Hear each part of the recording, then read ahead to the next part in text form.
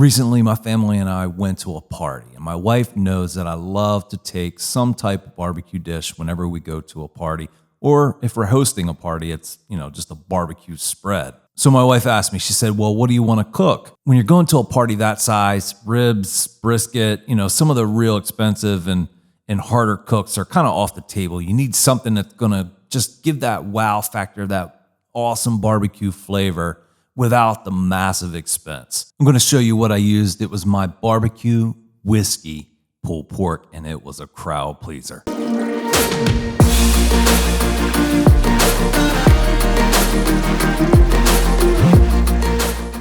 I'm not sure there's more bang for your buck out there in the barbecue world than pulled pork. This is 10.25 pounds for about $25. And I'm sure it's going to, vary in cost depending on what part of the world you're in. But I imagine it's pretty similar. You're going to get a lot of meat for very little money when it comes to buying a pork butt or pork shoulder.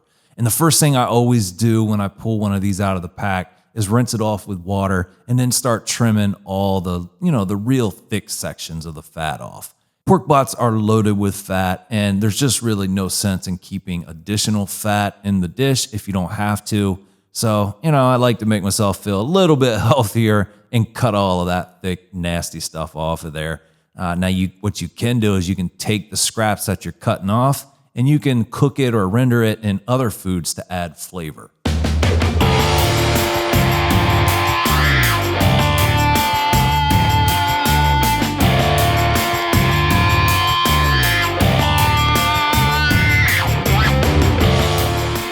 So once I got the pork butt all trimmed up, I went ahead and got my injection ready, and that starts with 1 stick of unsalted butter. I like to try to control the salt amounts that I'm putting on my barbecue, because if you're not careful, you can kind of get out of control with salts, with your rubs and whatever else you're putting on there.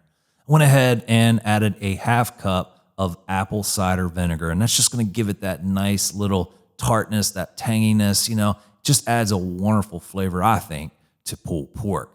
And then the magic ingredient for this recipe is whiskey. Now, don't jump all over me. It's not about what kind of whiskey I like to drink or, what kind of whiskey is best. This is just cooking with whiskey. So grab whatever kind of whiskey that's in your cabinet that you don't really use and put a 1/2 cup of that into your injection / spritz. I'm also going to use this for my spritz. Now it's time to go ahead and get my RecTech pellet grill fired up.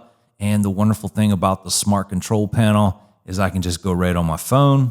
I can click the control button, go to my RecTech, and I can power up the pellet grill from inside and set it to 250 degrees, which is going to be our cooking temperature today.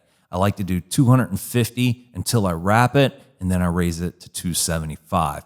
I just think that produces the best results with a lot of barbecue and the most efficient result. For the injection, I'm using my Primila injector, and I love this thing. It has multiple holes. However, like any injector, you want to be very careful that you don't make an absolute mess. So keep your fingers kind of over where the needle is where you're injecting, because there's going to tend to be a little bit of a spray as you're pulling the needle back out. There's no real science to this for me. I'm just injecting all over the place, trying to cover every part of this pork butt that I can. I'm not getting over OCD about this. I'm just trying to get some flavor and some moisture inside the pork butt.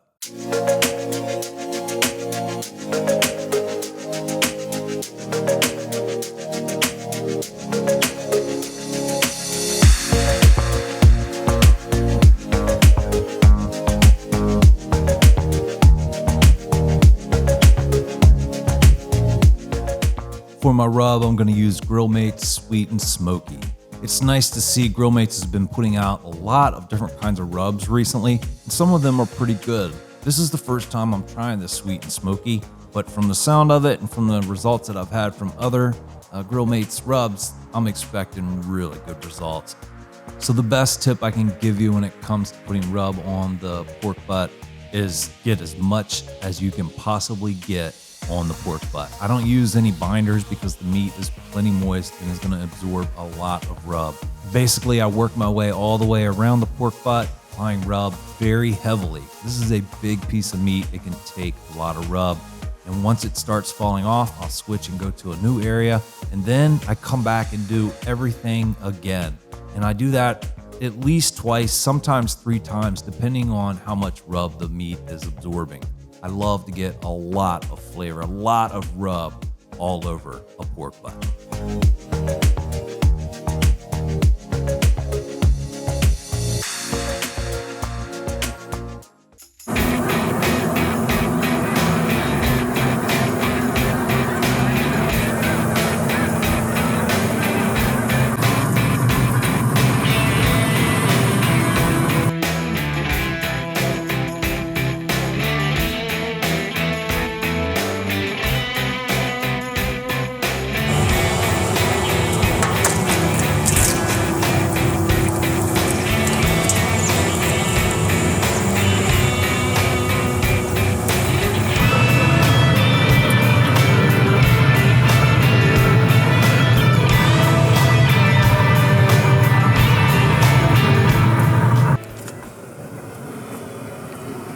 We are an hour and a half into the cook.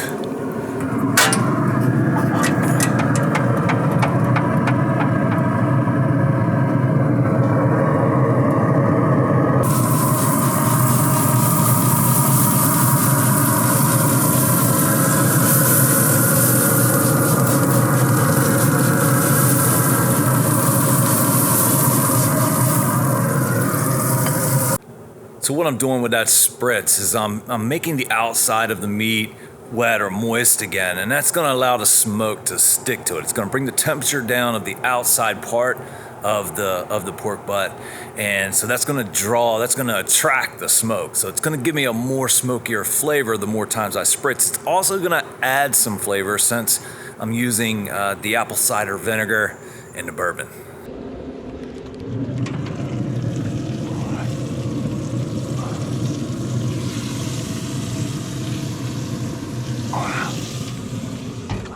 It's been about 5 hours, but time is not the way that I judge when to pull the pork butt and wrap it. It's all about the color. I want that perfect mahogany color. You can see the color is, well, for me, it's perfect. At that color, that's when I pull it. It might be 3 hours, it might be 5 hours, but that color is when I want to pull it and then wrap it with a stick of butter. And I'm gonna put one little of those juice boxes your kids may have. I keep these for the kids as well as for myself for cooking with. I love an organic apple juice box like this. It's perfect. And one box is about the perfect amount for most cooks. But then I don't wanna forget about the spritz with the whiskey in it. I wanna go ahead and I wanna dump that inside here as well. And what we're gonna get is one big steam bath of just incredibleness. So make sure you get all that in there and then wrap it really, really tight.